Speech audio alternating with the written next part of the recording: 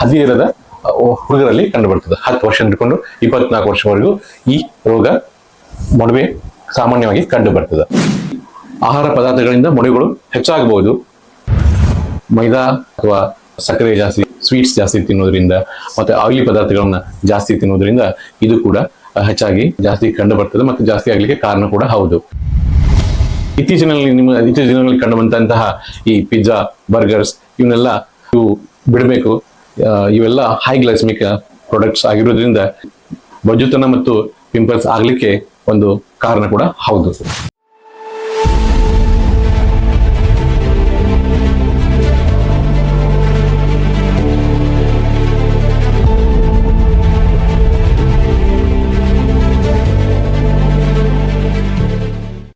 ನಮಸ್ಕಾರ, ನಾನು ಡಾಕ್ಟರ್ ತುಕಾರಾಮ್ ಸೋರಿ, ಚರ್ಮರೋಗ ತಜ್ಞ. ಕಳೆದ 12 ವರ್ಷಗಳಿಂದ ಗದಗಿನಲ್ಲಿ ನನ್ನ ವೃತ್ತಿಯನ್ನ ನಡೆಸಿಕೊಂಡು ಬಂದಿದ್ದೇನೆ. ಗದಗಿನ ಜನತೆ ನಂಗೆ ತುಂಬ ಹೃದಯದಿಂದ ಇಲ್ಲಿ ನಂಗೆ ಪ್ರೋತ್ಸಾಹ ಕೊಟ್ಟು ನನ್ನ ಗದಗಿನಲ್ಲಿ ಬೆಳೆಸಿದ್ದಾರೆ. ಪ್ರೀತಿ ವಿಶ್ವಾಸಕ್ಕೆ ಯಾವಾಗಲೂ ಚಿರಋಣಿ.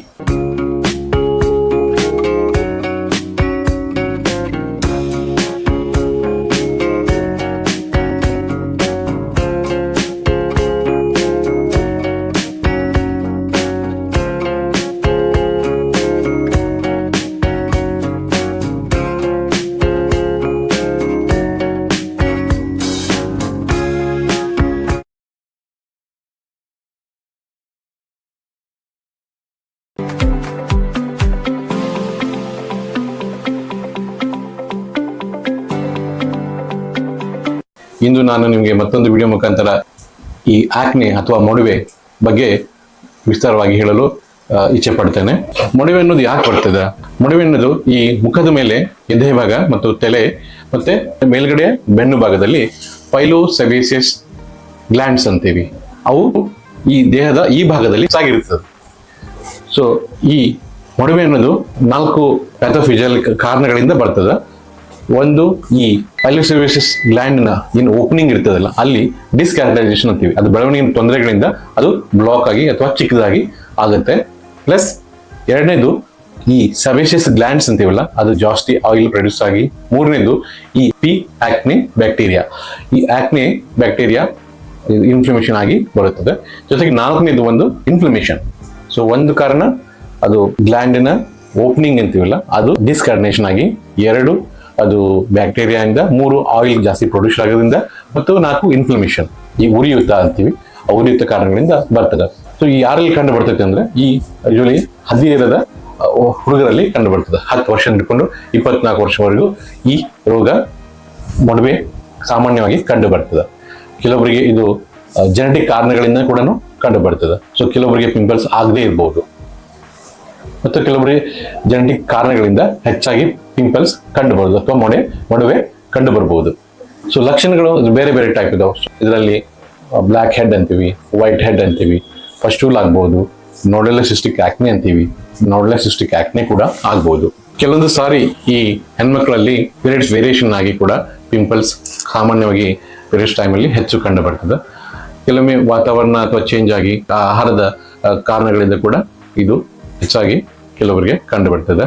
ಆಹಾರದಲ್ಲಿ ಈ ಹೈ ಗ್ಲೈಸೆಮಿಕ್ ಇಂಡೆಕ್ಸ್ ಅಂತೀವಿ, ಈ ಗ್ಲೂಕೋಸ್ ಜಾಸ್ತಿ ಬಾಡಿಲಾದ್ರೆ ಇದು ಗ್ಲೂಕೋಸ್ ಫ್ಯಾಟ್ ಆಗಿ ಕನ್ವರ್ಟ್ ಆಗಿ ಹೆಚ್ಚಾಗಿ ಮೊಡವೆಗಳು ಕಂಡು ಬರ್ತದೆ. ಆದಷ್ಟು ಈ ಹೈ ಗ್ಲೈಸೆಮಿಕ್ ಇಂಡೆಕ್ಸ್ ಫುಡ್ಗಳನ್ನ, ಆಹಾರ ಪದಾರ್ಥಗಳನ್ನ ನಾವು ಅವಾಯ್ಡ್ ಮಾಡಬೇಕು. ಉದಾಹರಣೆಗೆ ಮೈದಾ ಅಥವಾ ಸಕ್ಕರೆ ಜಾಸ್ತಿ, ಸ್ವೀಟ್ಸ್ ಜಾಸ್ತಿ ತಿನ್ನೋದ್ರಿಂದ ಮತ್ತೆ ಆಯಿಲಿ ಪದಾರ್ಥಗಳನ್ನ ಜಾಸ್ತಿ ತಿನ್ನೋದ್ರಿಂದ ಇದು ಕೂಡ ಹೆಚ್ಚಾಗಿ ಜಾಸ್ತಿ ಕಂಡು ಬರ್ತದೆ ಮತ್ತು ಜಾಸ್ತಿ ಆಗ್ಲಿಕ್ಕೆ ಕಾರಣ ಕೂಡ ಹೌದು. ಸೊ ಆದ್ದರಿಂದ ಈ ಹೈ ಗ್ಲೈಸೆಮಿಕ್ ಇಂಡೆಕ್ಸ್ ಇರುವಂತಹ ಪದಾರ್ಥಗಳನ್ನ ನಾವು ಸೇವನೆ ಕಡಿಮೆ ಮಾಡಬೇಕು. ಮೈದಾ ಐಟಮ್ಸ್, ಬ್ರೆಡ್, ಬಟರ್ ಕಡಿಮೆ ಮಾಡಬೇಕು. ಸಕ್ಕರೆ ಕಡಿಮೆ ಮಾಡಬೇಕು. ಮತ್ತೆ ಈ ರೈಸ್ ಪದಾರ್ಥಗಳನ್ನ ಕಡಿಮೆ ಮಾಡಬೇಕು. ಹೆಚ್ಚಾಗಿ ಏನು ಸೇವನೆ ಮಾಡಬೇಕು ಅಂದ್ರೆ ಈ ಮೊಡವೆಗಳನ್ನು ಕಡಿಮೆ ಮಾಡ್ಲಿಕ್ಕೆ ನಾವು ಏನು ಹೆಚ್ಚಾಗಿ ಆಹಾರ ಪದಾರ್ಥ ತಿನ್ಬೇಕಂದ್ರೆ ನೀರು ಜಾಸ್ತಿ ಕುಡಿಬೇಕು ಡೈಲಿ. ಮತ್ತೆ ವೆಜಿಟೇಬಲ್, ಗ್ರೀನ್ ಲೀಫಿ ವೆಜಿಟೇಬಲ್ಸ್ ಜಾಸ್ತಿ ತಿನ್ಬೇಕು. ಹಣ್ಣುಗಳನ್ನು ಜಾಸ್ತಿ ತಿನ್ಬೇಕು. ಕರೆದಂತಹ ಪದಾರ್ಥಗಳನ್ನ ಕಡಿಮೆ ತಿನ್ಬೇಕು. ಇತ್ತೀಚಿನ ದಿನಗಳಲ್ಲಿ ಕಂಡು ಬಂದಂತಹ ಈ ಪಿಜ್ಜಾ, ಬರ್ಗರ್ಸ್ ಇವನ್ನೆಲ್ಲ ಬಿಡಬೇಕು. ಇವೆಲ್ಲ ಹೈ ಗ್ಲೈಸೆಮಿಕ್ ಪ್ರಾಡಕ್ಟ್ಸ್ ಆಗಿರೋದ್ರಿಂದ ಬೊಜ್ಜುತನ ಮತ್ತು ಪಿಂಪಲ್ಸ್ ಆಗ್ಲಿಕ್ಕೆ ಒಂದು ಕಾರಣ ಕೂಡ ಹೌದು. ಈ ಆಹಾರ ಪದಾರ್ಥಗಳಿಂದ ನಾವು ಮೊಡವೆಗಳನ್ನ ಕಡಿಮೆ ಮಾಡಬಹುದು. ಈ ಆಹಾರ ಪದಾರ್ಥಗಳಿಂದ ಮೊಡವೆಗಳು ಹೆಚ್ಚಾಗಬಹುದು. ಇದಕ್ಕೆ ಸಾಮಾನ್ಯವಾಗಿ ಮನೆಯಲ್ಲಿ ಮಾಡುವಂತಹ ಪದ್ಧತಿಗಳು ಅಂದ್ರೆ ಕೆಲವು ಜನ ಏನ್ ಮಾಡ್ತಾರೆ, ವಿಭೂತಿ ಹಚ್ಚಿದೆ, ಆಮೇಲೆ ಕೆಲವೊಂದು ಈ ಹಿಟ್ಟುಗಳಿಂದ ಮುಖ ತೊಳೆದೆ, ಅದರಿಂದ ಎಲ್ಲ ಏನು ಅದು ಕಡಿಮೆ ಆಗುವುದಿಲ್ಲ. ಇದು ಆಗಿರುವ ಕಾರಣ ಅಂದ್ರೆ ಇದು ಒಂದು genetic causes, environmental causes plus ಆಹಾರ ಪದಾರ್ಥಗಳಿಂದ. ಸೊ ಇದನ್ನ ನಾವು ಗಮನ ಕೊಟ್ಟು ಇದನ್ನ ನಾವು ಚರ್ಮರೋಗ ತಜ್ಞರ ಕಂಡ್ರೆ ಅವರು ನಿಮಗೆ ಸರಿಯಾದ ಚಿಕಿತ್ಸೆ ಕೊಡ್ತಾರೆ. ಇದರಲ್ಲಿ ಚಿಕಿತ್ಸೆ ಬಂದ್ಬಿಟ್ಟು ಅದು ಸಿವಿಯರಿಟಿ ವೈಸ್ ಅಂತೀವಿ. ಗ್ರೇಡ್ 1, ಗ್ರೇಡ್ 2, ಗ್ರೇಡ್ 3 ಮತ್ತೆ ಗ್ರೇಡ್ 4. ಗ್ರೇಡ್ 4 ಅನ್ನೋದು ಅತಿ severe form of nodal acne. ಅದಕ್ಕೆ ನಾವು ನೋಡಲೋಸಿಸ್ಟಿಕ್ ಆಕ್ನೆ ಅಂತ ಕರಿತೀವಿ. ಸೊ ಇದು ಆಗೋದ್ರಿಂದ ಏನಾಗುತ್ತಪ್ಪ ಅಂತಂದ್ರೆ ಹೆಚ್ಚೆಚ್ಚು ಮುಖ ತೂತುಗಳಾಗಿ ಮುಖದ ಕಲೆ, ಆಕ್ನೆ ಸ್ಕಾರ್ಸ್ ಜಾಸ್ತಿಯಾಗಿ ತೊಂದರೆ ಆಗುವಂತಹ ಸಮಸ್ಯೆ, ಮತ್ತು ಮುಖ ಯಾವಾಗಲೂ ಅದು ತೂತು ಕಂಡ್ಬಿಟ್ಟು ನಿಮ್ಮ ಮುಖವನ್ನ ಅದು ಡ್ಯಾಮೇಜ್ ಮಾಡ್ತದೆ. ಸೊ ಅದಕ್ಕೆ ನೀವು ಆ ಸ್ಟೇಜಿಗೆ ಹೋಗದೆ ಗ್ರೇಡ್ 1 ಅಥವಾ ಗ್ರೇಡ್ 2 ಅಥವಾ ಗ್ರೇಡ್ 3 ಸಮಸ್ಯೆ ಚಿಕ್ಕದಾಗಿರ್ಬೇಕಾದ್ರೆ, ಮೊಡವೆಗಳು ಸ್ವಲ್ಪ ಸ್ವಲ್ಪ ಇರಬೇಕಾದ್ರೆ ನೀವು ಟ್ರೀಟ್ಮೆಂಟ್ ಮಾಡಿದ್ರೆ ಇದನ್ನ ಈ ಸ್ಕಾರ್ಗಳನ್ನ ನೀವು ತಡೆಗಟ್ಟಬಹುದು. ನಿಮ್ಮ ಈ ಮುಖದ ಈ ಆಕ್ನೆ ಸ್ಕಾರ್ಸ್ ಆಗುವುದನ್ನ ನೀವು ತಡೆಗಟ್ಟಬಹುದು.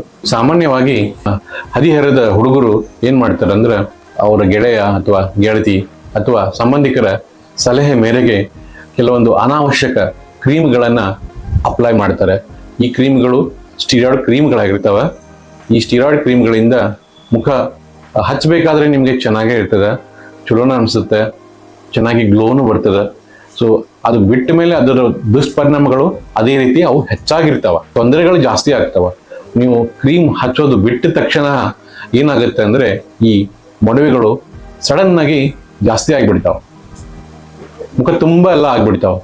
ಸೊ ಈ ಸ್ಟಿರಾಯ್ಡ್ ಕ್ರೀಮ್ಗಳನ್ನ ಯೂಸ್ ಮಾಡೋದ್ರಿಂದ ಕೆಲವೊಂದ್ಸಲ ಸ್ಕಿನ್ ಅಟ್ರೋಪಿ ಆಗಿ ಬೇಡವಾದ ಕೂದಲುಗಳು ಕೂಡ ಮುಖದಲ್ಲಿ ಬರುತ್ತದೆ. ಎಸ್ಪೆಷಲಿ ಹೆಣ್ಮಕ್ಳಲ್ಲಿ ಈ ಮುಖದಲ್ಲಿ ಬೇಡವಾದ ಕೂದಲುಗಳು ಬಂದರೆ ತೊಂದರೆ ಆಗೋದು ಜಾಸ್ತಿ. ಅದು ಕೆಲವೊಮ್ಮೆ ಚಿಕಿತ್ಸೆಗೆ ರೆಸ್ಪಾನ್ಸ್ ಮಾಡದೇ ಇರಬಹುದು. ಸೊ ಆದ್ದರಿಂದ ತಾವು ಈ ಸ್ಟಿರಾಯ್ಡ್ ಕ್ರೀಮ್ಗಳನ್ನ ಯಾರ ಸಲಹೆಯ ಮೇರೆಗೆ, ನಿಮ್ಮ ಗೆಳೆಯ ಅಥವಾ ಗೆಳತಿಯ ಅಥವಾ ಸಂಬಂಧಿಕರ ಸಲಹೆ ಮೇರೆಗೆ ಈ ಕ್ರೀಮ್ಗಳನ್ನು ನೀವು ಯೂಸ್ ಮಾಡಬೇಡಿ. ಇದರಿಂದ ತೊಂದರೆಗಳೇ ಜಾಸ್ತಿ ಹೊರತು ಅದರಿಂದ ನಿಮಗೆ ಯಾವುದೇ ತರಹ ಪರಿಣಾಮ ಅಥವಾ ರಿಸಲ್ಟ್ ಸಿಗುವುದಿಲ್ಲ. ಈಗ ಈ ಕ್ರೀಮ್ಗಳನ್ನು ಹೆಚ್ಚಾಗಿ ನಮ್ಮ ಈ ಹಳ್ಳಿ ಜನಗಳು ಮತ್ತು ಕಲಿತವರು ಕೂಡ ಈ ಕ್ರೀಮ್ಗಳನ್ನು ಯೂಸ್ ಮಾಡಿ ಮುಖದಲ್ಲಿ ಬೇಡವಾದಂತಹ ಕೂದಲು, ಪಿಂಪಲ್ಸು ಮತ್ತೆ ಕಲೆಗಳಾಗಿ ತೊಂದರೆಗಳಾಗ್ತವೆ. ಈ ತೊಂದರೆಗಳನ್ನು ನೀವು ಈ ಕ್ರೀಮ್ ಮುಖಾಂತರ ಮಾಡೋದ್ರ ಮುಖಾಂತರ ಆಗ್ತಾವ. ಅದನ್ನು ನೀವು ತಡೆಗಟ್ಟಬಹುದು. ಯಾವುದೇ ಸಲಹೆಗೆ ನೀವು ಕಿವಿಗೊಡದೆ ನಿಮ್ಮ ತಲೆ, ನಿಮ್ಮ ಮೆದುಳನ್ನು ಯೂಸ್ ಮಾಡಿ ಈ ಕ್ರೀಮ್ಗಳನ್ನು ಯೂಸ್ ಮಾಡಬೇಡಿ. ಸಾಮಾನ್ಯವಾಗಿ ಈ ಮೊಡವೆಗೆ ಚಿಕಿತ್ಸೆ ಏನು ಅಂತ ಕೇಳಿದರೆ ಇದಕ್ಕೆ ಟಾಪಿಕಲ್ ಟ್ರೀಟ್ಮೆಂಟ್ ಮತ್ತೆ ಸಿಸ್ಟಮಿಕ್ ಟ್ರೀಟ್ಮೆಂಟ್ ಅಂತೀವಿ.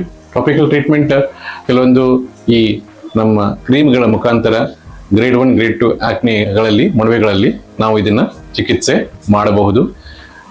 ಮತ್ತು ಈ ಗ್ರೇಡ್ 3 ಮತ್ತು ಗ್ರೇಡ್ 4 ಆಕ್ನೆ ಏನಿದಾವಲ್ಲ, ಮೊಡವೆಗಳೇನಿದಾವ, ಇದಕ್ಕೆ ನಾವು ಸರಿಯಾದ ಸಿಸ್ಟಮಿಕ್ ಟ್ರೀಟ್ಮೆಂಟ್ ಮಾಡೋದ್ರ ಮುಖಾಂತರ ಇವನ್ನ ಕಲೆಗಳನ್ನ ನಾವು ಆಕ್ನೆ ಸ್ಕಾರ್ಸ್ ಏನಂತೀವಿ ಆ ಕಲೆಗಳನ್ನ ನಾವು ಕಡಿಮೆ ಮಾಡಬಹುದು. ಆದರೆ ಟ್ರೀಟ್ಮೆಂಟ್ ಇದಕ್ಕೆ ಕೆಲವೊಮ್ಮೆ ಬೇಗನೆ ಆರಾಮಾಗ್ತದ, ಒಂದು 15-20 ದಿನದಾಗ.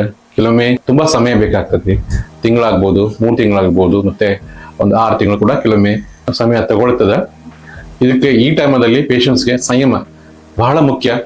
ಈ ಸರಿಯಾದ ಮತ್ತು ಸಮಯದಲ್ಲಿ ನಾವು ಚಿಕಿತ್ಸೆ ಮಾಡಿದರೆ ಒಂದು ಈ ಆಕ್ನೆ ಸ್ಕಾರ್ಸ್, ಮೊಡವೆ ಕಲೆಗಳನ್ನ, ಈ ಮುಖದಲ್ಲಿ ಆಗುವಂತಹ ಆಕ್ನೆದಿಂದ ಆಗುವಂತಹ ತೂತುಗಳನ್ನ ನಾವು ಕಡಿಮೆ ಮಾಡಬಹುದು, ಮತ್ತೆ ಮುಖವನ್ನು ಚೆನ್ನಾಗಿ ಟ್ರೀಟ್ ಮಾಡಬಹುದು. ಇಷ್ಟು ಹೇಳಿ ನನ್ನ ಮಾತು ಮುಗಿಸ್ತೇನೆ. ಧನ್ಯವಾದಗಳು.